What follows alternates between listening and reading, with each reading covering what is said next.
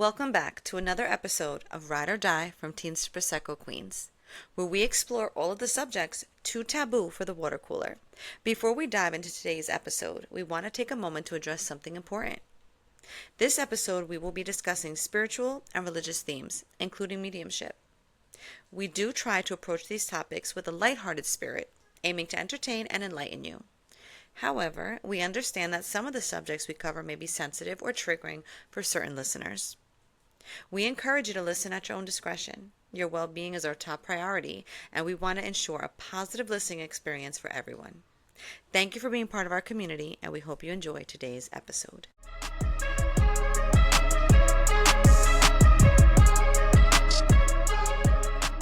To all my dear listeners, welcome back to Ride or Die from Teens to Prosecco Queens. Let me start by saying that if you haven't been listening so far and following our journey, then you are definitely aware that I am truly spellbound by anything and everything spiritual, mystic, soul-searching, and beyond. And that journey continues today with the truly unique and insightful guest who I have waited for a while to speak with. And I am very excited for this conversation for sure. Meet Emily O'Neill, an evidential psychic medium, intuitive healer, and coach. Emily's passion lies in helping others connect with their true selves and embrace transformative change. What makes her stand out is her holistic and grounded approach to divination, psychism, and mediumship. Emily believes intuition is a superpower and offers tangible tools to help you develop a healthy relationship with it. Emily's journey is as diverse as it is fascinating. Honing her psychic abilities, delving into ancestral medicine, and earning a life coaching certification through the Intuitive Body Coach program. With degrees in history and fine art, Emily brings a well-rounded perspective to her work. In her personalized sessions, Emily helps uncover hidden strengths, heal emotional wounds, and guide individuals toward living a life that's aligned with their true selves. Emily offers a grounded and ethical approach to intuitive healing and truly embodies how the pure nature of who we are can empower the mind, body, and soul. So let's dive into the world of intuition and transformation with Emily O'Neill. Welcome to the show, Emily. Thank you so much for being here. Thanks so much for having me. I'm excited to start this conversation with you. Yes. And can you please just give a quick background? I know I gave a background in the intro, Yeah. but from your own words, like what do you want us to know about what you do and who you are? Well, the thing I always like to share with people initially is that I didn't start out my life, really intuitive or knowing that I was intuitive and working with it. It was something that built over time and that really sunk in my 30s, that I was like, oh, this is a practical tool that we can use in our day-to-day life, and then intentionally developed my skills as a psychic and a medium. So I come to it from a place of seeking out how to do it and then learning how to do it. So I Wow. feel like I'm living proof that if you want to develop it and you feel like you're starting from zero, you can. You can, and you can Yeah. do all kinds of amazing things with this particular skill set. And it doesn't mean you have to work with the public. It's just a useful, practical skill set for regular old day-to-day life and self-development as well. Agreed. And I always have said intuition, everybody has natural to it, intuition, right? Like Yep. it's just one of those things that you either develop it, you ignore it. A lot of times we ignore it, Yep. right? So for you, I just want to get this quick background. I know one of the things that you stand by is intuition being a superpower. Oh yeah. Can you elaborate a little bit on that? Well, for me, it's helped me know when to do what. It's helped me know when I need to wait. It's helped me surround myself with people who are kind of like the right people for me. Um, it's brought ease and awareness to my life, but I wouldn't say that it means that I get to avoid challenges or anything Right. like that. I might just get some insights about challenges that may be coming up for me. And I think one of the things that I see a lot of people, they're curious about intuition, they're curious about their psychic abilities, and sometimes they assume that it means that if you engage in it, if you see a psychic or you engage with your own skill and ability, that you get to avoid things or avoid life Mm, challenges. And while I would right, say that there are some things that you could probably navigate better or around right. using it, there are a lot of things that are just going to happen in life, in our lives, then we're going to have to learn to deal with it, just different milestones and things that will happen. So it's really a tool for self-development and self-discovery, and I feel like it's connecting with the unseen world and something that feels a little Mm, bit beyond our five senses. And so I kind of like that it's, yes, for me, a spiritual practice. It's practical, but it does for me come with having a spiritual practice around these things. And I I mean, I think we're part of who we are is our spiritual selves. We have our mental self, our emotional self, our physical self, our spiritual self. So I think it's also become a way for me to nurture my spiritual self coming from a kind of interesting background when it comes to religion and stuff like that. So right, it helped me to develop my way that works for me yeah, outside of a religious practice, which is not to say that religious practices aren't good or anything like that. It's just not something that works for me. yeah. But I'm a very spiritual person.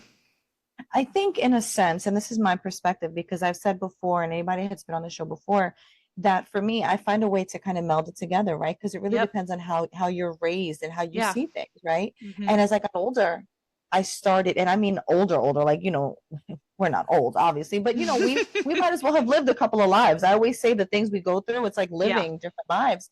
And as I've gotten older, I've learned to listen to that intuition more. And Hmm. I've learned to realize that I can put together the spiritual world Hmm. with that intuition and really, for me, ask for what I need to know Yes. and then actually listen to my intuition to give me what it is that I need to know.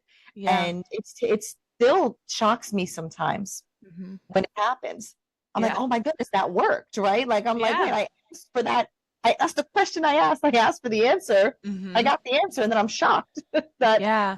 this is the answer. And I think that everything that you're saying is so spot on because I Hmm. believe that if you're trying to develop it, it's like any other skill. Yeah. The more you use it and the more you listen to it, the Yeah. more you're going to get out of it. Absolutely. And I think the number one thing that helped me develop my relationship to my intuition was recognizing that the times that I didn't listen and realized that I should Uh-huh. were awesome learning experiences. And it helped me Yes, actually to build trust in my intuition because it's like it wasn't wrong. I just didn't listen. So it's like, right. oh, it was right. Next time I will listen. And it's funny that you said you asked for an answer and you got it. That just Yeah. happened to me Wow. just like yesterday. And it just had to do with life in general. I've been feeling different. Like I'm like, what Hmm. is going on? Like, Yeah.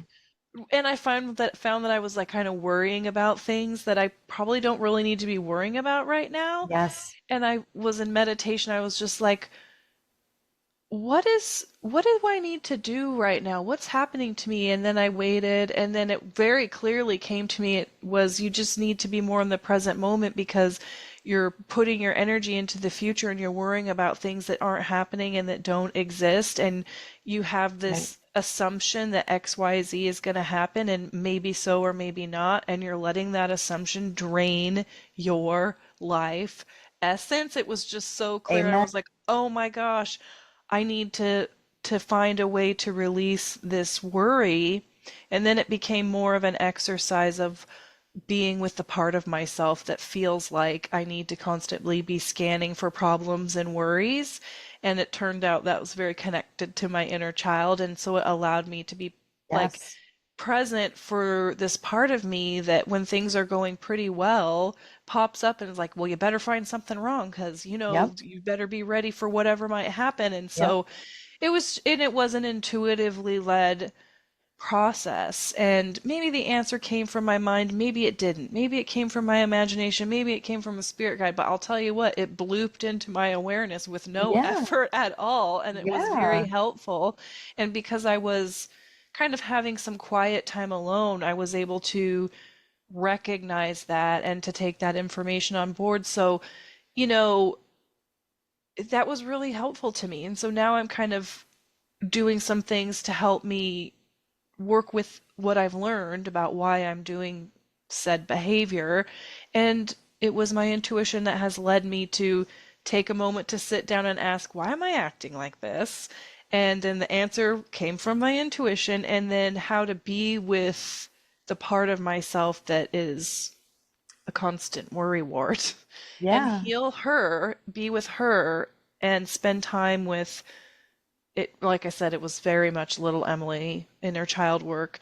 And let me tell you, I'm feeling a lot better. Saved myself a that's therapy bill. but see, that's amazing because I understand what you're saying because the root of all that, it's that anxiety. Yep, That's us trying to control things we don't even, one, that we don't know is going to ever happen, but two, things that we can't absolutely. control. I Yeah. have this, I can relate to that 1,000% because to this day I still do that sometimes, and I do have Hmm. to sometimes sit back, sometimes every day, sometimes multiple times a day, and Yeah. I have to say to myself, stop for a second. Yep. In this present moment, is that affecting you? In this Right. present moment, what's happening? Yes. What can you control right now? Yeah. Right. And I have to sometimes sit and just listen and say, okay, Hmm. there's nothing you can do about this right now. Hmm. This hasn't even happened yet Right. or may never happen. So trying to drive myself crazy about what can happen, what may happen. That's exactly what it is. Yeah. I think that anxiety is rooted in us. And that is Yeah. our inner child Hmm. who at some point was told you have to worry about the future. You have to think. And I think when I look, and you give me your opinion on this because Okay. I've been doing a lot of thinking about this, especially ahead of our conversation, and how my struggle with anxiety might since I was like 13, it hit me. Yep. And that's usually around the time, we have hormonal changes, we Oh, have yeah.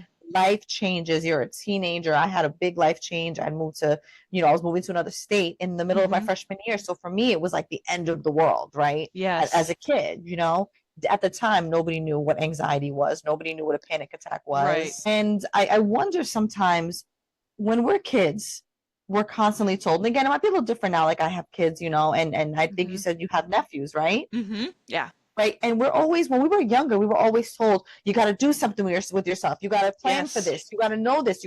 And as a kid, you just kind of want to be a kid. Right. Right. So, like, all of a sudden now you are planning and trying to do for things that you can't even see in the horizon. And Right. it kind of starts, and I feel like it almost starts in a way there. What do you think about that?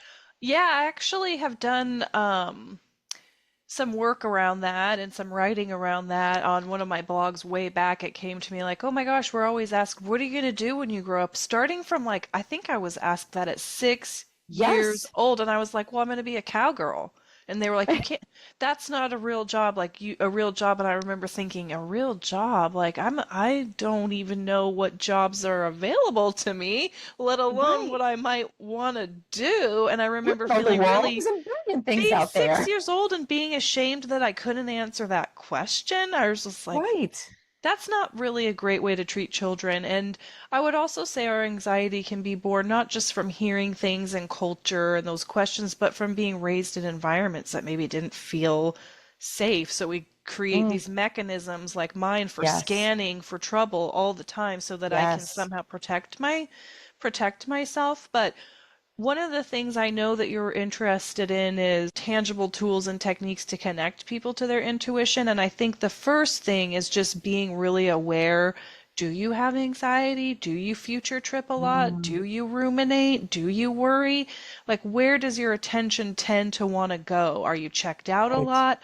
Because intuition really does require us to be very present in the moment and to be open and kind of receptive. So, not that it can't come in at all if we're doing those things. I would never say that. I mean, it's always with us. It will never leave us. It was always a part of us. But to strengthen that relationship, become aware of your awareness and what your tendencies are, and then try to not control them, but just sort of be like, why am I doing that? And your intuition will help you with it. And practices of being present in the moment, and there are so many different ways to do Right. that, to give space for the intuition to come. Because if we're crowding our awareness out, which is a mechanism that some people engage in for a variety of valid reasons, is like kind of like doom scrolling, crowding out our awareness with worries, or Right. always being busy all of the time. It's like, what Because am we're I? inundated with it.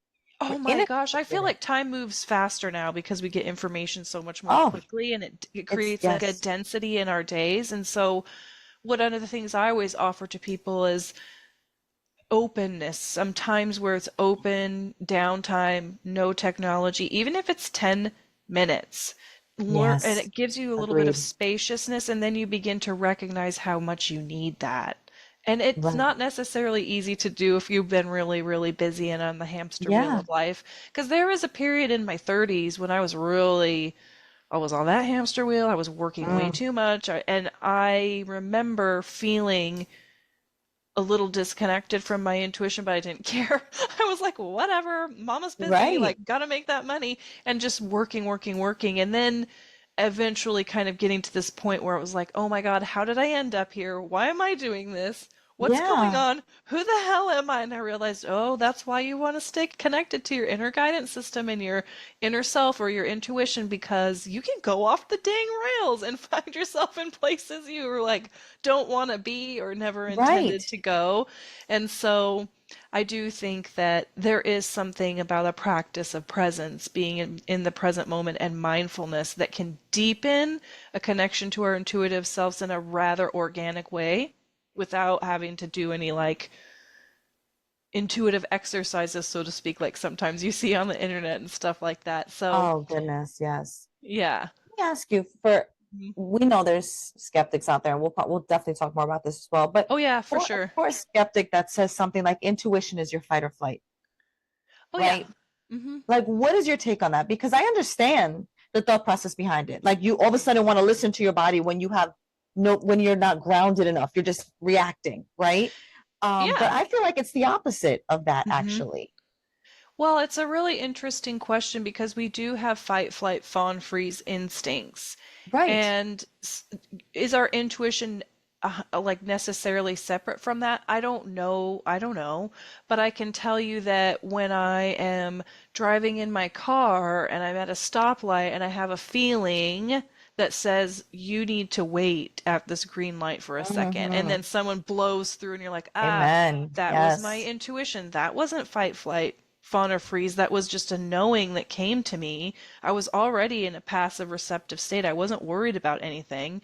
I just had this nudge that was like, just wait for a second. And then I did. And then somebody barreled through the intersection, and if I hadn't had waited, I would have been hit. So there's always these moments where it comes through to guide us in these very gentle ways. And I think people do confuse anxiety with intuition Hmm. sometimes, and I think that's why sometimes people will say it's your fight or flight instincts. Right. Those are primal instincts that come through to keep us alive. They're an inherent part of us. I view intuition as something a little bit different than that, and that's just based off of my own experiences. I'm not in a fight or flight state when I'm working with clients, and I am getting information from my intuitive abilities. And those intuitive abilities, you can call it psychic, you can call it intuition, whatever language you want, but it's Right. to me it's the same thing. And so how am I able to do that if I wouldn't be happening if it was fight or flight? I wouldn't be able to do that. That So, makes sense. Yeah, because you're not grounded with fight or flight. You're not sitting there mm-mm. quietly listening and saying, okay, letting things come into you naturally. That's just your body's reaction Yeah, to what you might sense is yeah. danger. I know that it's a part of me, but it's a part of me that's very neutral and rather Mhm. non-judgmental, and it Yes. impresses my awareness with information that could be helpful to me or somebody who is working with me. And I don't necessarily have a control over that. I have some skill in, like, if somebody says, I want to know about this area of my life, I can see if something comes. Maybe Right. something will, maybe something won't. But a lot of times it's just I just am getting pieces of information and I have to follow the breadcrumbs of what's coming to me and just say it and see if Yes. it resonates with somebody and then move on to the next thing. So it actually requires being in quite a passive and receptive state to Hmm. intentionally engage it. And I don't view it as being in, it's not my anxiety, it's not fight or flight that's giving me that insight or that information. But I totally understand why people think that. I get Right. it. Like, In my layman's brain, that would make mhm, sense to me as well. But I agree with you completely from my experience as well. When I am more open, mhm, more physically open, more mentally, more mhm, spiritually open, I'm able to hear my intuition a little bit better absolutely. Yep. and listen to it and actually get something out of it. Right. So I want to Right. step back a little bit because Mhm. I know we jumped right into intuition, but what I wanted to Yeah. do was one of the main things is can you explain to our listeners Yeah. what you do exactly? Because I think it's fascinating. Well, there's kind of a couple of different things. So I give one-off intuitive readings for people. Um, so that would be like a psychic reading, and usually those things are falling under the categories of like career, self-development, relationships, which can be familial, work relationships, romantic relationships, things like that, just to give people some context and help them maybe align with some of their values or their intentions that they hold for themselves to just make life a little bit better, more mindful. And then I do one-on-one mentoring, which is my preference. I'd rather work with people over time than do one-off psychic readings because 1 hour is just not enough for It's me. It's not like enough. usually I'm scooping out a bunch of stuff and be like, Oh, here, have fun yeah, with go that. take See this you for what you never. can and call me Yeah. another time. Yeah, Yeah, but ultimately, I want to help people learn to rely on their intuition, not mine, for themselves. So I have lots of tools and skills that I'm able to teach people, and it's a lot of self-development. It's a lot of deep personal work oftentimes because we don't listen to our intuition for some good reasons. Usually things have happened to people in their lives or just different things, and right. so we kind of uncover what's going on there over time so they can feel that natural connection start to shine through. So that's kind of the second thing I do. And then the third thing I do is I do straight up mediumistic reading, so connecting people with deceased loved ones. And for now, I'm doing those through the Oak Ridge Institute, August to December, and they're very, very cheap. So it's a Really? great way to access. Yeah, because the school is allowing me and my cohorts who've been in training for 3 years, 3 years of training to be able to work with the public to give mediumistic readings because we want to raise the standard of care that's out there. We want to do a good job. And so there's two groups. There's mine. I'm in the advancing group. It's That because is, we're students yes, and we're learning and, but all of us have been training for a long time and they know that we can do it. It's just to help us learn to bring it to the of public and work with the course. public. Honing Because, your skills. yeah, it's honing our skills because you never know what your sitter's going to be like. Like, there's skeptics, Mm, there's people that want to do it, there's people that are testing you. So it teaches us how to work yes. with people more than it does like we've already done a lot of readings by this point. And then there's another group that's been even further along than us. And these are private readings. So it's not live on anything. They're intimate, they're safe. We always ask for reviews after that. But I will say, because I have been working as a medium for a while, that it does pop up sometimes in sessions when I'm working with clients, and I just let it as long as the client consents to it and is fine with it. If I have a spirit communicator knocking on my door and a sitter in front of me, I'll just stop and be like, "Hey, is it okay if we shift gears and move in this direction? Are you comfortable with that?" If they say yes, I'm going to do it. I'm going to do what spirit wants me to do. And then the fourth thing is I have my podcast where I kind of combine the use of tarot and divination tools and demonstrate how to use them for your personal self-care and spiritual practices because it's not just about fate and fortune telling. Tarot is a wonderful tool to connect with your intuitive self. Tarot is what made me realize I was psychic because I'd pull the cards and then all of a sudden information was coming through and they just became a Yes. portal to my intuition.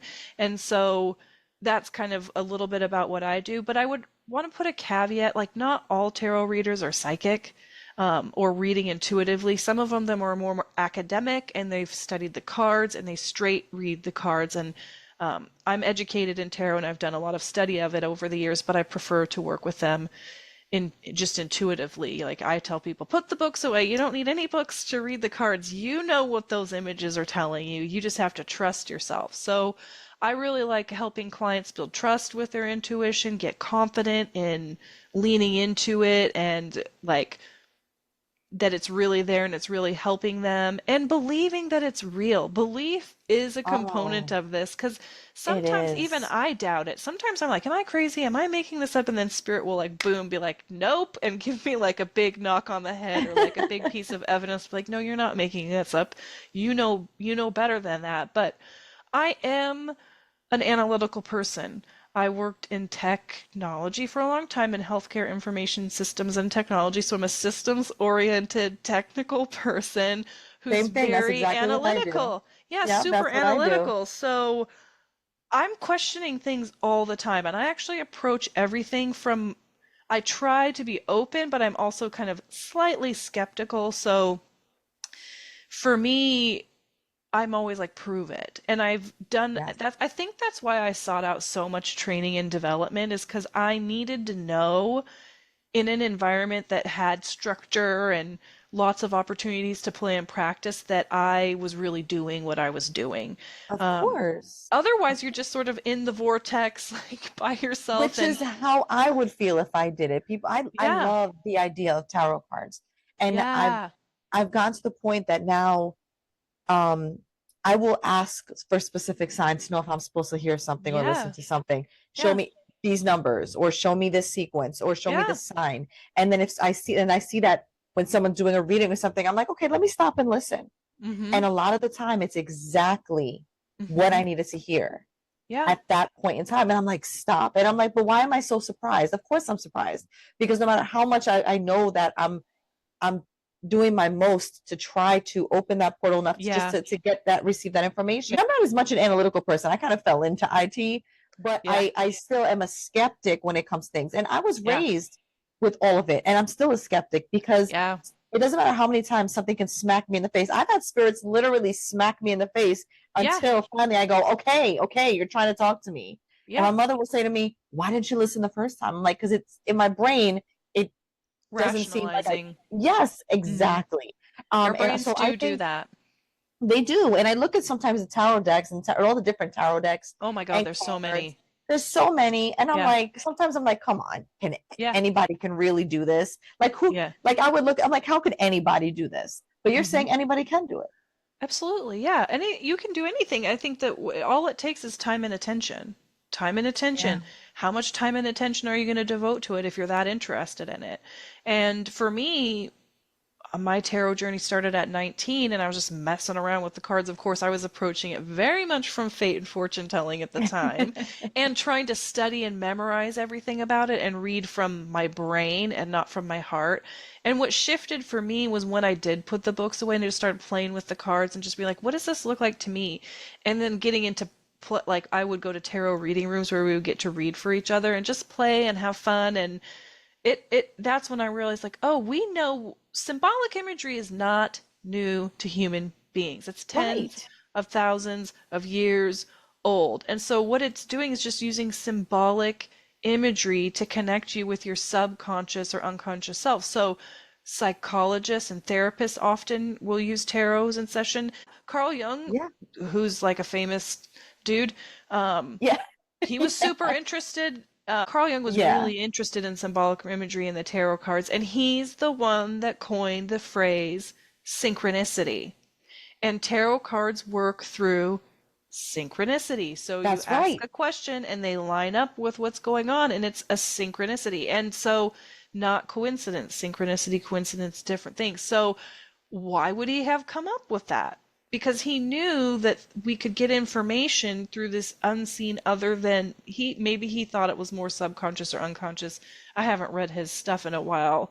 Um, I can't remember what he said about it, but does it matter? It's kind of like pretty cool and Yeah. it's I often agree. quite accurate. So I'm like, I'll take it where I can get it. So it's a pretty cool thing. But yeah, I do think anybody can read tarot, and usually clients come to me, and if they're in the mentoring program, not everybody that I mentor wants to learn to read tarot, but a fair amount do. I can get them reading in like 20 minutes. Like, I'm like, you can do this. And they're like, That's no, I can't. I'm like, yes, you can. I'm going to show you how. And I have a like really specific technique that I teach people on how to slip in really quickly to reading the tarot. And I do usually give people like an overview of the structure of the tarot, so like the trump cards and all these other things, the academic component, but that's just so you know how the cards are structured. And our right, modern day, exactly. yeah, and our modern day playing cards are come from the tarot. They're modeled after the tarot four suits, right? All that. So, and they'll That I always didn't say, know. yeah, they do. They come from the tarot. Oh, And it's, I know a lot of people don't know, but if you I think really about didn't it, know that. That's it's great. yeah. Well, and you can actually give people readings from a deck of cards, 52 I was cards. just going to ask you that You because can. I remember as a kid, I saw a lady with the I'll never Yeah. forget it. And I looked at it, I thought she was Yeah. crazy. And she was Nope, you can. reading from a regular deck of cards. Yeah, you can do that. Yeah, it's 100%. You can totally do that. And tarot cards aren't the only cards. There's also the Lenormand cards, which are popular in Europe. I use them too. But it's like 30, I don't know how many cards. Is it 36 cards versus the 78 of the tarot? But, and you read them a little bit differently than you do the tarot. But there are so many divination tools out Wow. there, and a lot of them have been around for a really long time, and different ways to kind of connect with your unconscious, subconscious, or the unseen world, or your intuition using these tools. And it's just fun. Play around, have fun. Yeah, Don't take yourself too seriously.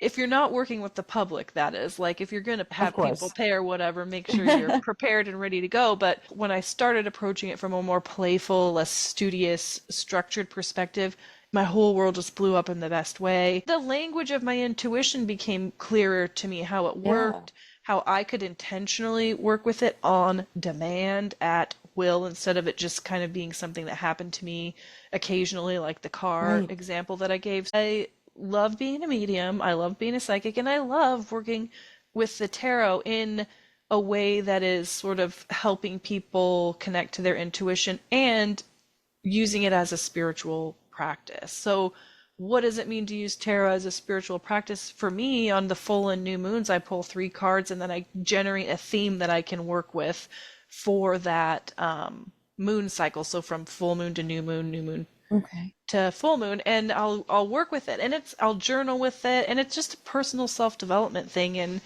um, and it's just, that's how it becomes my spiritual practice. I'll put the cards on my altar and kind of let them continue to speak to me and show me their wisdom or connect me with my inner wisdom. And that's how it becomes a spiritual practice. For me, I might create a little ritual around that, lighting a candle, maybe using some essential oils or Yes. things like that.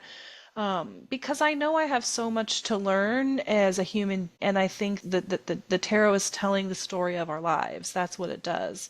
A lot of people link it Interesting. to the hero's journey that Joseph Campbell, who was a pretty interesting figure who studied myths from all around the world. Um, his book was called, I think, The Hero with a Thousand Faces, and there's a woman who's written a book called The Heroine with a Thousand Faces that kind of counters some of his work. It's very, very interesting stuff. But what he figured out is Interesting. there's themes across all cultures about what we'll all experience in life that's told in these myths and these legends and these stories from all over the world. And it's represented in the 78 cards of the tarot. That's amazing. I always Yeah. say that, I watch things like Ancient Aliens and all these shows where you see all of these Mm-hmm. quote unquote myths Mm-hmm. and legends and stories, and Mm-hmm. you see them from around the world and you go, how would that be possible? Mm-hmm. Right? You see different variations, Yep. but you go, how would that be possible that people who don't have who as we think didn't have our technology, right? Didn't have Right. our ways of speaking to somebody Right. 1 million miles away, right? Yeah. So, and they all have the same themes of Mm-hmm. human behavior, human Yep. life, human everything, right? And we go, Yeah. how is that possible? And it wouldn't be possible if Mm-hmm. there's that something higher helping us do so. I always say, like, people be peopling no matter where they are and And no matter living what their time, lives. right? Yeah, it's like we were all kind of having to go through births, deaths, milestones, bodies Yes. changing, food, water, shelter, um, growing and Survival. expanding as individuals. Yeah, and also our belief systems and of who Yes. we are and how the social contracts that get formed within community and things like that. So, Yeah, I'm very interested in those types of topics and in those themes, which is probably why I got a degree in history. And And that is the perfect segue because that was Mhm. actually going to be my question for you. So, like, I Mhm. wanted to know is since you studied history, and I believe I mentioned it to our Mhm. audience in the intro, but I know Mhm. you studied history and fine art. Mhm. And so with that, and then your intuitive healing, Mhm. there's such diverse disciplines. How Mhm. do you use them all together, or do Mhm. you know, separate them, segregate? I mean, how does that help you in what you do? Well, I guess I would say that I've always been a lifelong learner. I find people and Same. cultures very, very interesting. I could have gotten a minor in anthropology and archaeology. I just didn't want to write any more thesis Oh, papers. So I I could see was, that. I'm like, I one could see paper's that. enough. But I had the hours to do that. But so I'm very interested in cultures and things like that, and just I'm always learning and growing. I love art. Art is not separate from history, right? Like people are Right. creating and making things of and in the times. So, of course, my brain went there. So I'm one of those people that gets interested in something and then I study it. I still do that. I feel like the best way to answer your question is no, it's not segregated. It just comes through me, the knowledge and the understanding that I've just naturally sought out. And it does inform my work. I know a lot about a lot of things. And one of the things that I think it's allowed me to be is just I'm open, I'm curious, and I don't think I have all the answers and that I know everything. I can Of help course. people, I can guide them. I have a great skill set in doing that that I've worked hard to cultivate. But am I done cultivating it? No. Am I Of course. always evolving and growing and finding new things to bring into the work that I do? Absolutely. And I do think that the reason that I got into ancestral medicine and ancestral healing, so the Daniel Four's ancestral medicine, which is rituals for Yes. personal and family healing, was because I got interested in where my people came from because I lost all my elders when I was 14 and didn't know anything about my people or where they came from. And we're colonizers. So my people are not indigenous to the United States, obviously. And when my people came here, they That's a left good all acceptance of it. Just yeah, I'm like, I yeah. know what I am. But they left all their beliefs and practices behind. They didn't bring a lot of them with them. And so I call myself sometimes like a lost daughter. I'm less disconnected now, but very disconnected from the ways of my people and the ways of my Mm, ancestors. And that colonization hurts me too. Like, I'm not yes. obviously the primary um, person that Offender. suffers pain, yeah, pain from it, Yes.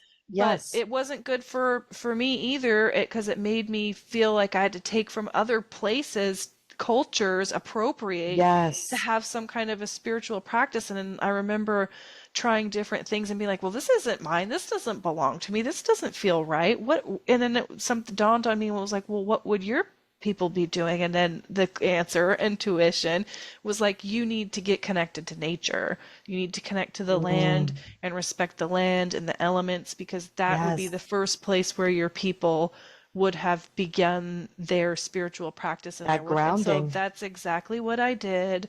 And I learned through my ancestral healing work for myself that I'm very connected to certain elements because certain persons in my lineage were connected to them or certain skills or affinity for certain things. So and and that kind of connects to the history because if you want to learn about your people, there's like a lot of people are like, take a DNA test. And I'm, well, that's telling you what DNA you carry, but I can tell you right now that I have lineage from places like Austria, Germany that isn't showing up in my DNA, but it's my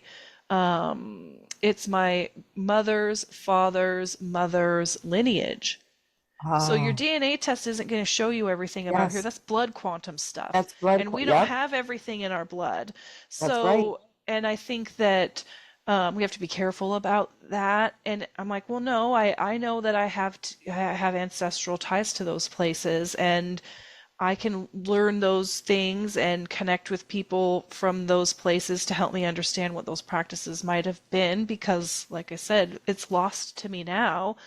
Yeah. Do I feel that I'm entitled to all of the things? No.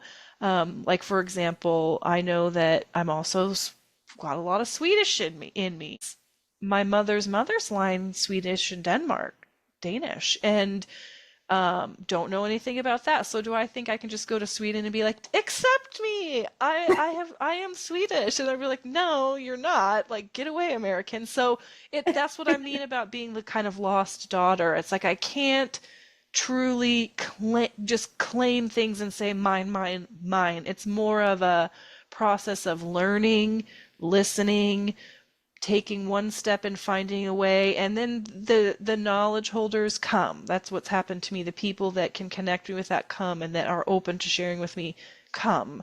And that's it. It's still a process that's unfolding for me, but the other way that I like to work with the ancestors is just they're around us all the time. I think it was Linda Hogan, a writer and a poet, who said, we are the result of the love of thousands. And so if we think about our Yes. lineage, so you have like your mother's mother's line. Your mother's mother had a mother and a father who had a mother and a father. So it just like Yeah. webs out into Just this that great, tree. That it's a tree. big Yes. mosaic of connections. Yes. And there are healed and wise ones in those lineages. So, one of the things that I've learned through the ancestral medicine coursework was because I'm like, well, I don't really want to work with the ancestors. It makes me think of my grandma and grandpa that I know because I have bias with them. Like, Oh, wow. they Yeah. were complicated people. They were good and bad. They did good and bad things. And so, um, I don't want to take that on into myself or into my spiritual practice necessarily, work through their stuff or my perception of it. So, one of the things that he always offered is you want to begin your work with the healed and wise ones in your lineage, and they go back much further in the line than you think. And using intuition, I don't know that he would say it like this because I've kind of made it my own a little bit, but using your As you intuitive, should. yeah, using your intuitive senses, you can connect with the line and you can feel when you get to a point where it's like, ah, the healed and wise ones, I feel them, and they have an essence. So you can feel their essence come close to you and hold you, and it's pure and it's very loving, and then they become helpers for us, spirit guides, helpers, whatever.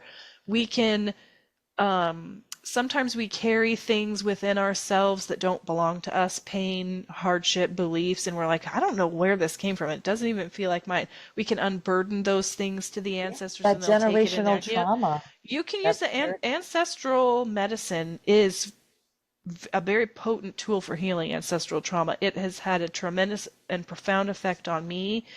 I have my ancestor altars set up. I talk to them. I am with them. I start doing it like right now, and I'm like, I feel them come now. Like I can feel them be But with me. Like, yes, anytime I acknowledge them, I immediately feel them. And I think we forget, where did we come from and where are we going to go? yes. We came from the arms of the old ones and we're going to go back into the arms of the old ones. So Right. why not cultivate a relationship with them now? They are Right. not separate. They are not far away. They're with us. They know us. They love us. And they And want us to do better. I believe yep. that they want us to do better. Yes. It's so funny that you mentioned that. Again, on other episodes, we've talked specifically about generational traumas Yep. and about how you can accept them, heal them, and move on Hmm. so you don't carry them on as well and you don't give them as well to the other Hmm. generations. Hmm. There's a book that my sister gave me that I finished reading Uh-huh. called, and I don't remember the author, but I'm sure you might have heard of it. It's called It Didn't Start With You.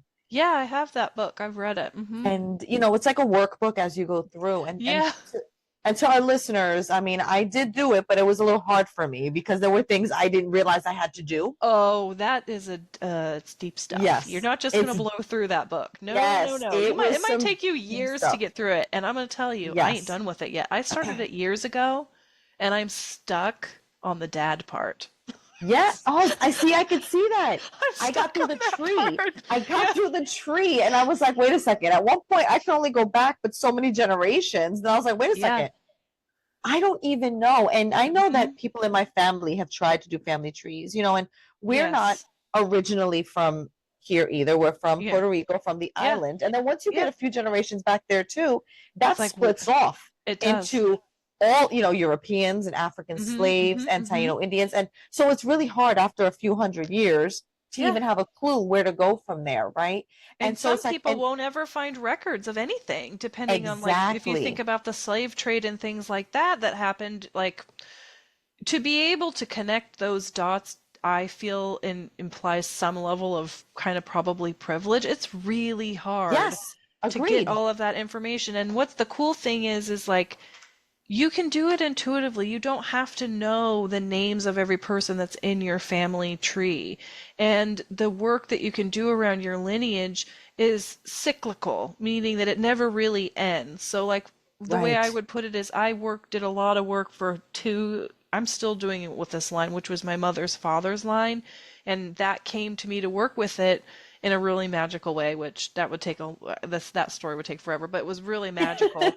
And I didn't, like I said, I didn't know anything about these people, so I intuitively made these kind of connections with the line and did Right, some work with it. So this idea that we have to know every detail and map it out on a tree, maybe so, maybe not. I think there's a lot that you can do intuitively if you're fortunate enough to have the time and the resources to be able to do your genealogical mapping. That's really, really cool. But right. you can find your generational trauma without it. I've done it myself. I've done it with clients. It's not a complicated thing. You just use your connection to your body because it's stored in your body and your body never Yes, lies and your body will yes, it tell is. you where it is and what we need to do with it through some just different tools and techniques. So it's such a multifaceted thing that we can do, and I don't think there's any one way, but I am definitely familiar with Mark Wolin's book. It didn't Thank start you. with you. And it's he talks about epigenetics, so Yes. intergenerational inherited family trauma. I'm very interested in that because guess what? It comes up in my work with clients all the damn time. Like I it's like, why am we I we doing have this? these things that we can't explain, all of us. We have Exactly. these Hmm. feelings and these things Hmm. that we do, the way we act out, the way our Yeah. brains work, our emotions, how we Yeah. can't fix things, how we No. how we do things in our life, and we go, where is this ever coming from? Exactly. There are things that I've done and I've said that I go, that couldn't have started when I was a kid. Because I'm like, why would Exactly. it? Yep. I Right? just did this with And a yeah. client this week because I was like, well, something was coming up for her. And I said, well, ask this part of yourself how old it is. And the part, she was like, it says it's really old. It's old, old, old, old. And I knew right then, I'm like, this is in the line. This is in the lineage. And we were Mm, able to do some work around that. And I asked her, like, how much of this do you feel like belongs to you? And she said, very little. Very little of this feels like it belongs to me, only a tiny portion of it. And so we did some work with unburdening around this part, stuff that she was carrying in her body and her consciousness, and to release it using the her healed and wise ancestors that were so ready to help her with it. And so it's just, yeah, it's like I love blending spirituality. There's a like a psychological psychology component to it. There's the psychism and the mediumship, and I just think it's an intersection of a really lot of cool stuff. And I have to say, like, I laugh because a lot of my clients are therapists, which I think is super duper interesting. I think it's over half, and I don't know why that is. And the other half is just like all kinds of walks of life. And I'm like, that's really interesting that a lot of therapists are interested in this. And I have a couple of friends who I've done the training to become a medium with, and a lot of therapists are in mediumistic development, which I think is interesting. Very interesting. So there is some kind of crossroads there, I think.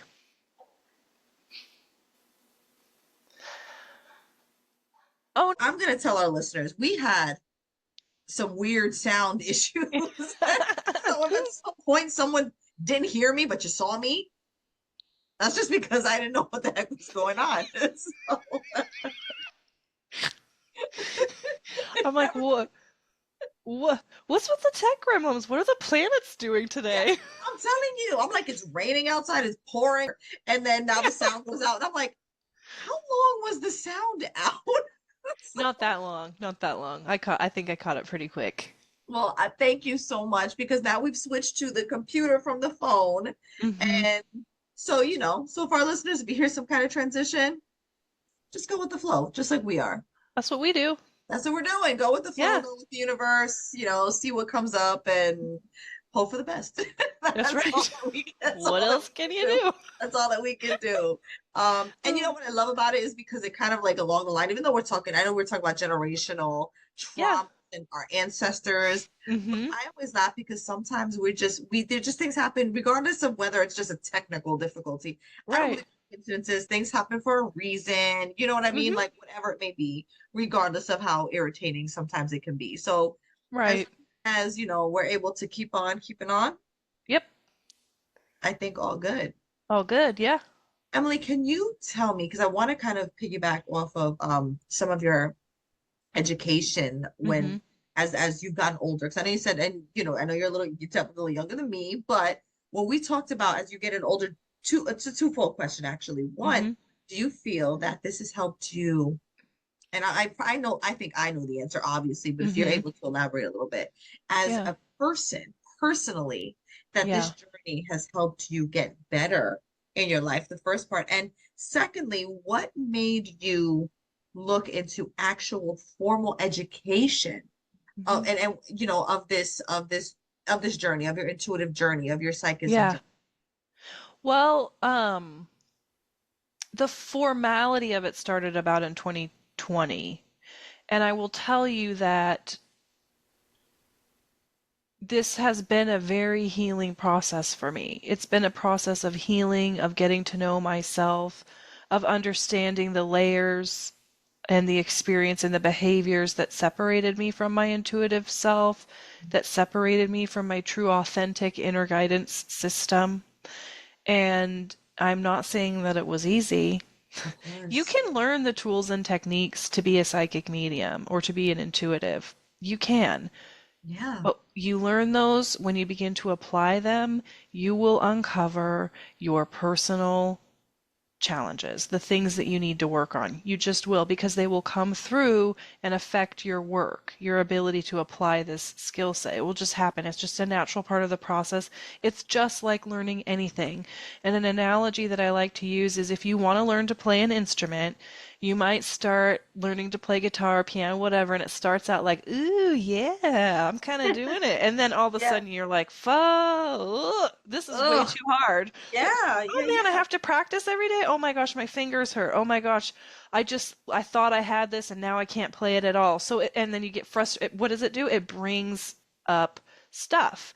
And then you have to work through your frustration, or maybe you set a song down that you're learning and you come back to it when you're feeling calmer. So it teaches you just how to move through challenge and to be present for the hard things and not try to control everything. That's what it taught me. So pursuing this on a personal level was transformative, but when I chose to, and healing, I would say, but when I chose to pursue it formally, like I want to work with the public, I know I can help people, I need training, it took it to a whole nother level. I Let can me tell imagine. ya, Oh, OMG. The last 3 years, when I really like went deep with the mediumship stuff, have been incredibly transformative for me as a person and as an individual. Have I grown my mediumistic abilities? Absolutely. Do I think that's cool? Hell yeah. hell Do I yeah. place a higher value on that than I do the personal transformation and healing that's occurred from learning how to do this? No. They're both amazing. It's great. And I sought training because I did a lot of work for free. That's how I started. I would just be like, I'm in development, like with this psychism and the tarot. And I read for a lot of people for free, kind of getting hours, getting experience, getting their feedback, Yeah. having feedback forms where they could give me feedback. So I pursued it. As I mentioned earlier, I'm analytical and methodically. So I Yes. knew where my strengths and weaknesses were. I did some classes and some practice rooms as well, tarot reading rooms as well. And then I was like, no, I had a mentor tell me, Oh no, you've got a fully formed skill set. You're okay to work with the public. You've kind of maybe worked yourself too hard and didn't believe in yourself as much. And she's like, "No, you're good at this. You can do this." And I was like, "Okay." And so then I started charging a small fee, and working with people and getting clients. And it was actually in the client session that I realized I was also a medium because I made a spirit connection and didn't really I just thought I was in the flow. Like I was just like knocking it out of the park. I'm in the flow. And then information started coming through, and this lady was like, "Oh, I'm pretty sure you're connected to my friend so and so on the other side." And I'm like, "Oh, was he like this and this and this?" And she's like, "Yes, yes, yes, yes." And I was like, "Okay, I just thought it was psychic. I didn't know the difference between the two." And I think a lot of I people wouldn't don't have realize either. it's two different things. Can I be honest And with you? yeah, Me either, to be honest with you. I I didn't know that know. I don't mean to I don't mean to cut you off. I Please. definitely want you to finish that thought about your background with it, but really quickly, I know there It's is a legitimate difference. Oh, it depends on how you. Let me tell you what I sense, and you decide after what I tell you. So, when I'm working psychically, it's between me and the sitter, and I'm getting information kind of from their energy. I'm picking up on stuff and I'm giving it to them, and I have them validate it. But when I'm working, so it's two people, two energetic bodies in exchange. When you're working as a medium, there's a third component, and that's the spirit communicator. So you make a link, and making a link to a spirit communicator feels like someone walks in the room, you feel their essence, and they connect to you, and they give you information, and you pass it on to the sitter. The spirit communicator gives me all the information. It's not coming from my clair senses.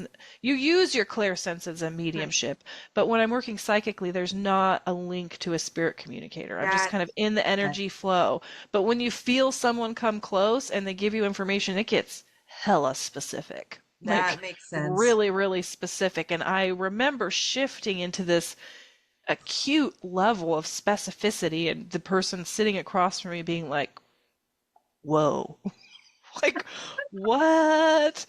And she was like, you're talking about a person that I knew that's dead. And I was like, I'm not a medium. I don't know how to do that. She's like, well, you're freaking doing it. And I did not want to be bumping into this stuff in session with paying clients. So I was like, whoa, there's a difference between psychism and mediumship. Whoa, didn't know that. What else do I not know? I don't want to be practicing on my clients. I want to be able to do miraculous things always happen in client session? Often, yes. And do we have, quote, control over everything that's happening? No. But I knew I wanted to know more than what I did because the experiences I was having in session were changing and I didn't fully understand it. So that's what prompted, like, I need help. And I gave it to Spirit. I said, okay, Spirit, you're going to use me in this way. Help me find a grounded, practical place I can go to learn. And a lot of people, like, there's a lot of places in the UK, for example, like the Arthur Findlay College, where they do psychism and mediumship development, very old school. Wow. But I didn't know of anything in the United States that was really formal and grounded. So I like woo-woo stuff, obviously, but there are things that go on in the community that I don't align with my personal values that I'm like, I don't know about that stuff. So I just wanted something really grounded, and I said a little prayer to Spirit, and then I was scrolling on TikTok and I saw medium Megan Elisa, who teaches at the Oakbridge Institute, working live, and my jaw dropped. I'm like, oh my God, like she's an amazing medium, like wody dody. I was like, well, Wow. I want to be that good. Like that's what I want to be able to do. And she's like, look, I teach at the Oakbridge Institute with my uh the other person who teaches Michael Mayo, and went and looked at the website, and it was so practical and so grounded. And they're like, here's the things, and they have the whole curriculum, like what stages they're going to take you through, and it just clicked with me and it made sense. And it didn't have a lot of some of the things that didn't align with my values, and that's probably like what doesn't align with your values, then I can share you with that too. I was And gonna just ask to give an example because I know yeah, that's one thing that you're very big on is keeping a grounded and ethical yes, way to your work. And I guess yeah. that would align with something you don't consider part of your values. Well, some really easy examples are, you know how when a bunch of celebrities die, mediums go and say they're reading the celebrity, but they don't have consent from the celebrity's family. They don't have anybody there that can validate anything that they're saying. And they just be Yes. like, well, this is what I'm getting, da da da da da da da da. And Yes. people think that's cool. It's very popular. It gets a lot of attention. To me, if you don't have consent from the family, and if you don't have a sitter that can validate that the information that you're Mhm. bringing forward is accurate, Good that's point. unethical. That's not okay. And that really, in my mind, shouldn't be happening. And people will come for me for that. Like, people Yeah, will literally want to argue with me about that. And I'm just like, block. Like, I'm not going to argue about that. To me, that's not cool. I Walking understand. up to people and just suddenly being like, I've got your mom, like without their consent, not cool. When I see behaviors like, say, people channeling messages for the collective that again cannot be validated, I Yes. question that. And they'll be like these, they'll say things as though they're universal truths, that they have some divine knowledge. And a lot of it, if you listen to it, is harmful. It's hurtful. So there's an example of this person that was channeling things on but what divine masculinity and divine femininity was, using stereotypical gender norms from like the 50s. Oh, wow. I'm Okay. like, that is hurtful to a lot of people, but she's Yeah. channeling it from spirit. I'm like, so people can channel anything they want. How do you know it's not their opinions if it can't be validated? Thank And you. people will resonate with it because it resonates with their biases and with their opinions. And they'll be like, oh, yeah, I claim this. And well, why not just say, rather than I'm channeling this from spirit, just say, these are my beliefs and my opinions. Just say that, because a lot of times when I see people channeling, quote, channeling things, it's just their beliefs and their opinions. I don't feel, because when you're trained as a medium, you can tell when there's a connection or a spirit link or something like that. I'm just like, well, that seems like it's coming from your ego, seems like coming from your bias. And that's where we have to get really, really careful. Our bias can come into this work, and it occasionally will. And when it does, we need to own it and do better next time and apologize. So that's what training and development has done for me, is helped me to recognize my bias when my brain is coming into a reading, instead of it just being purely from a spirit communicator. So there's all that kind of stuff. And then you can get into the realm of people talking about different things like star seeds or what guides look like, what the heck ever. But I think one of the things that you'll find if you're very discerning and take a step back and look at some of the practices that you see in the spiritual community, particularly like New Age spirituality or psychism and mediumship, is a lot of red flags, frankly. And I know that I had a lot of fun consuming some of that content for a long time, and then one day it dawned on me, I'm like, it is kind of sexy, it is kind of fun, but then I'm like, this isn't really helpful to me. This isn't probably that helpful to a lot of people, but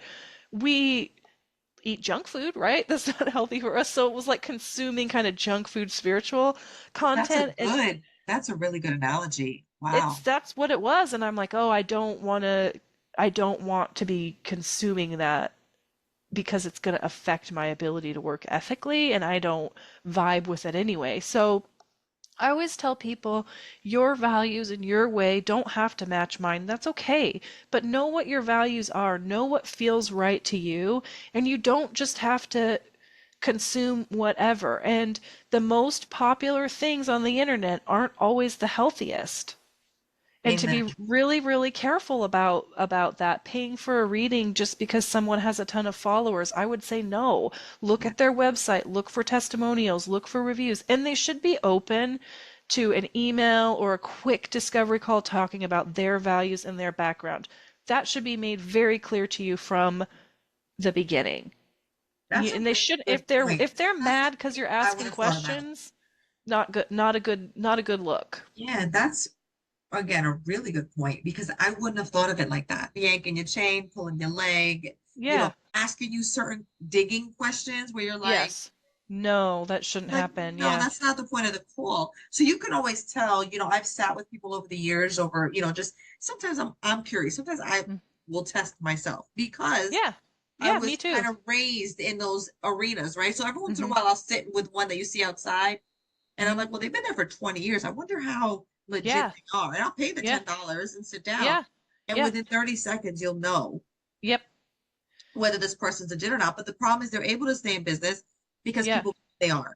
They don't know, people don't know any better, and that's why I always tell people, this is why I appreciated the Oak Ridge Institute. They said, we want to raise the standard of care in the industry, and I'm like, so do I. That's a value that I have. I want to educate people.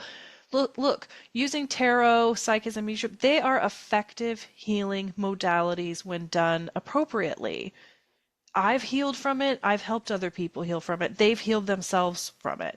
So I want to raise the standard of care. I want people to become educated, just like if you were going to go anywhere to choose any kind of practitioner. You want to know what their skill and abilities are, what their values Right. are, what their background are.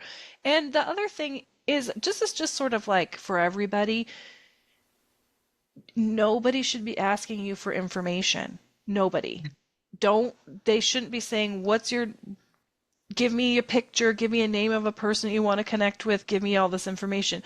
When you work with someone, they should be able to give you 3 to 5 pieces of, this is psychic or mediumistically, of specific information that you can validate before you kind of get into more of an exchange. They should be able to demonstrate that they can get that insight and information without you telling them. And these are just sort of basic things to kind of look for.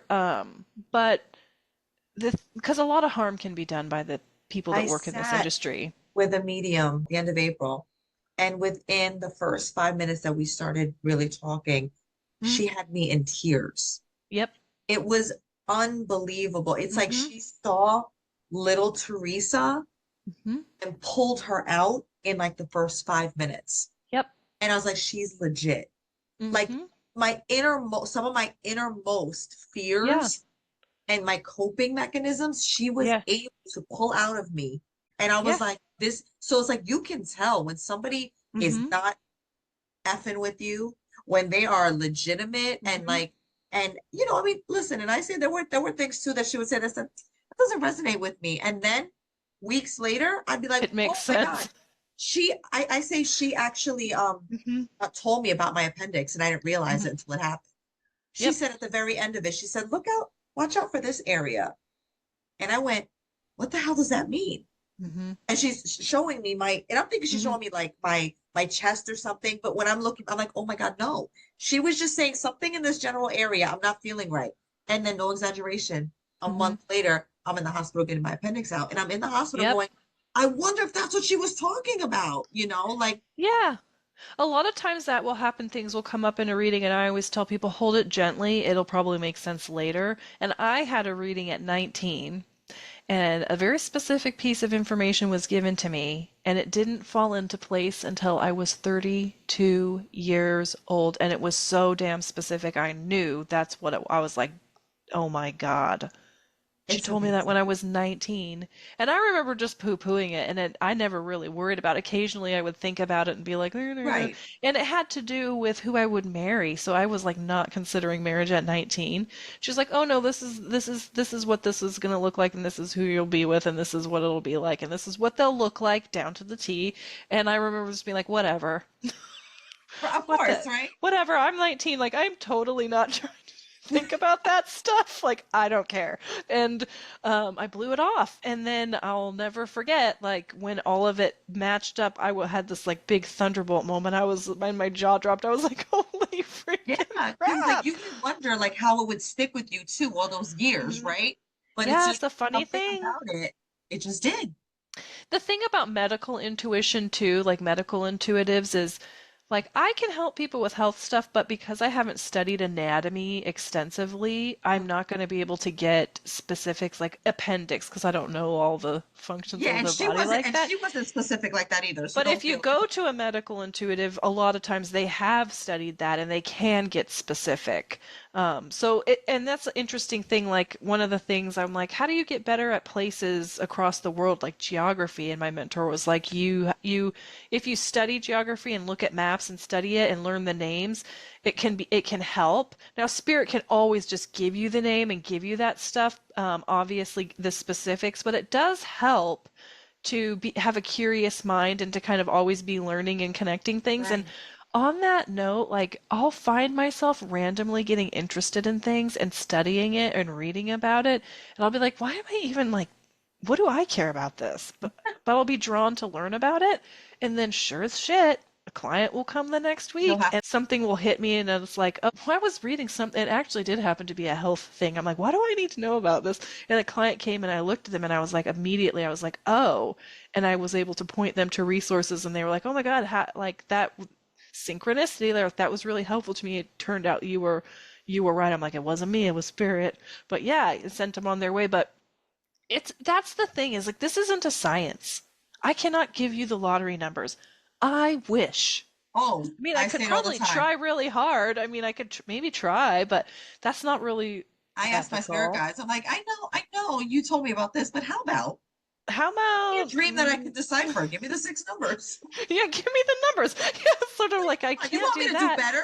You want Yeah, this generation to do better? Give me the numbers. give me the money, right? So it just makes me laugh because and like if you know governments have used psychics. We know in World War II different governments, including the Nazis, were obsessed with psychics and using I read psychics and very that. interested in that. Yeah, so, and we know that the FBI and the police use psychics Yes, too. they do. Psychics who do that work will not tell you and will not talk about it until after the cases are closed and stuff like that because they're not Amazing. supposed to. You can't.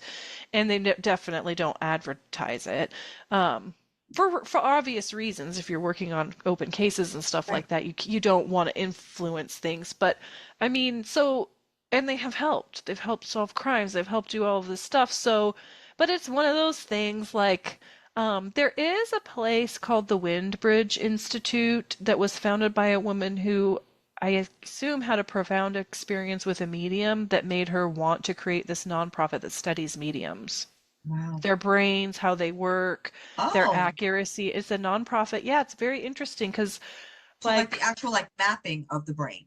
yeah, while you're giving readings and stuff Wow. like that, and then having them go through processes where they work with sitters and how accurate they are and what their process looks like, and gathering information just on the work of being a medium and what it means. Because I mean, wouldn't that be cool if we understood it more? Part of me is interested in it because my little analyzer is like, Then another part of me is like, do we need to know? I don't know, but that is a place that has some good resources too for practitioners. So for me, for people who are looking for a medium, they have great resources about what you should look for, what you should expect, things like that. They have information on the research that they've done and the things that they've found. So there are people out there that are trying to do the good work, and a lot of them are people you probably never heard of. And I think that that's really, really, really interesting. Of course, we have the big names that we've heard of, like Tyler Henry, the Hollywood medium, who's a good medium. He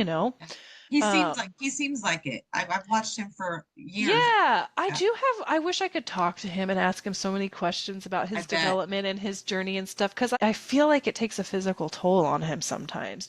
Yeah.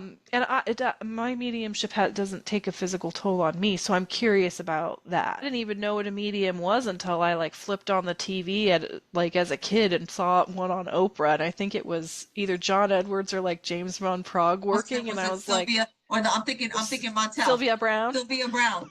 Montel and Sylvia Brown.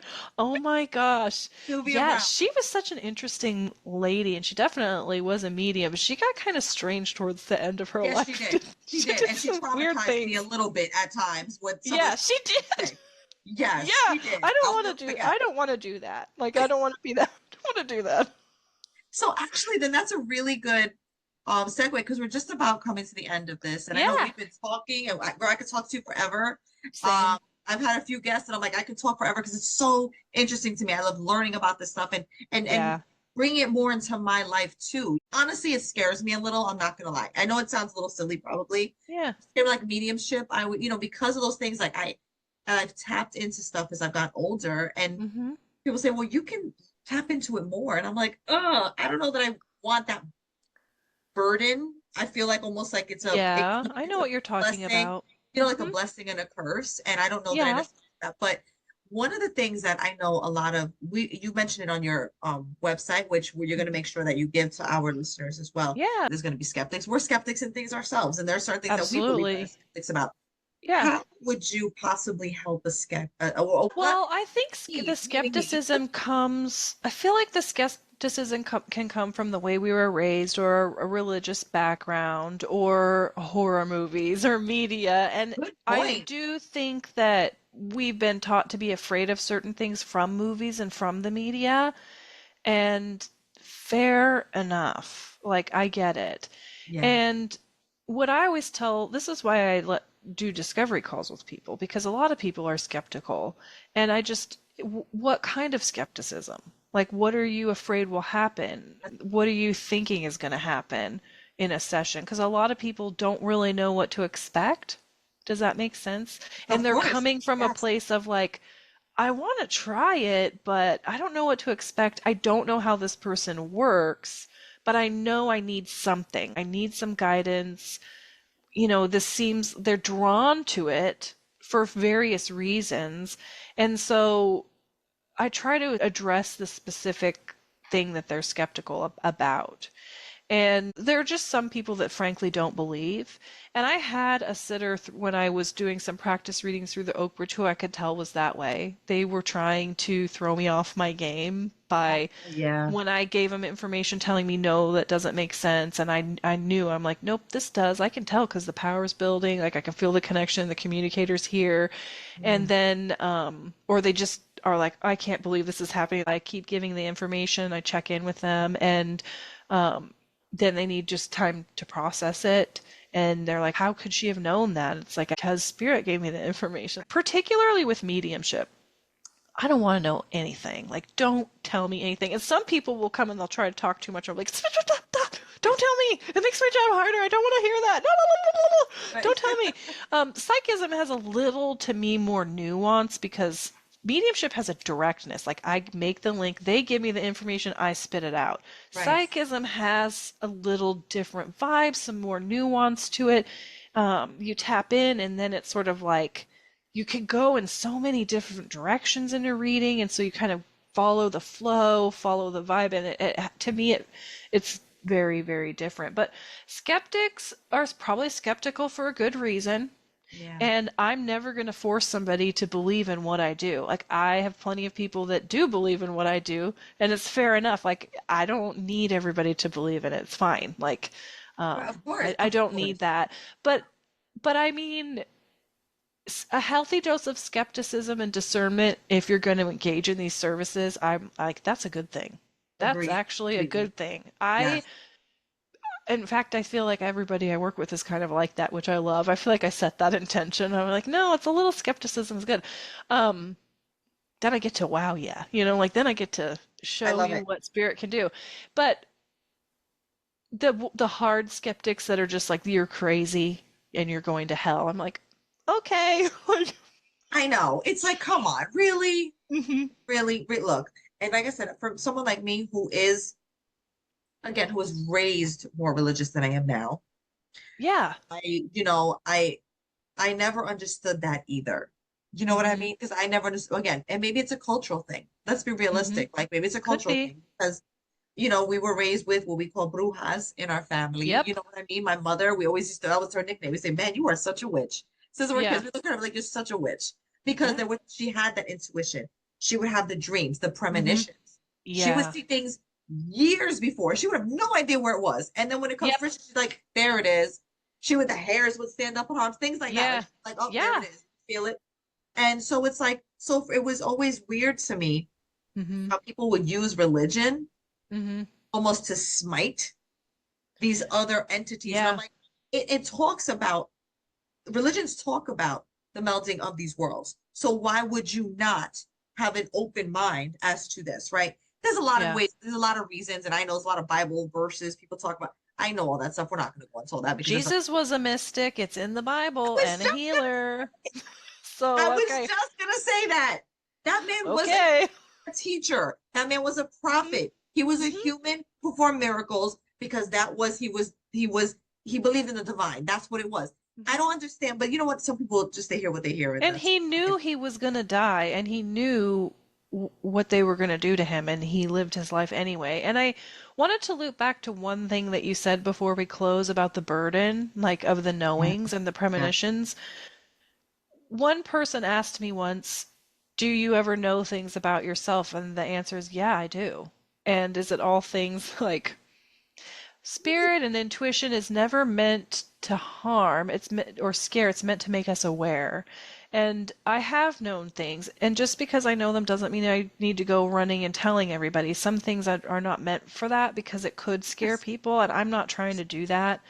But I have known things about myself, my life, and family members that were potentially, around health, wealth, death, dying, and I just have to hold it gently and let things evolve and be in the present moment and do what I can when I can. I can't stop anything, you know what I mean? We have free will, and so this is where you Yes. get into that discussion of free will and kind of things that are fixed. And from my work, I have sensed things that are going to kind of just, they're going to happen. But there's a lot that we can change. There's a lot that we can influence. There's a lot that, like when I work with clients, I can say like, well, this is the path you're on, but it could be this way. It's up to you. What do you want to do? Here's the things you could do that could lead you more towards the things that you desire. Right. But some things like illness and an appendix, it's not something we would want to share, but I have known some things that I was like, oh, okay, that's coming, and I knew it was just meant for me to know, and I had to just allow said thing to come to pass. Like I knew this is a simple one that's not gonna jar anybody, but like I knew my mom's cat was gonna die. She's like, the cat's fine.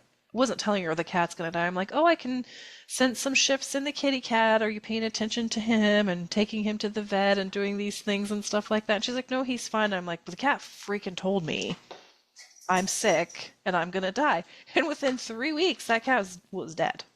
My goodness. And so I did share that because I was like, maybe she could ease his way. And she did end up having to ease his way. But I knew, and, things like that, I know if I know that I can be helpful and do whatever. I have had premonitions about things for our country and globally that I've written down that I'm really interested to see if they'll come to pass. And I know I, some people share that stuff. Like, I think it how goes far do I right want to back. get into that? Right. And I think it goes back to the very beginning of our Hmm. conversation about that control.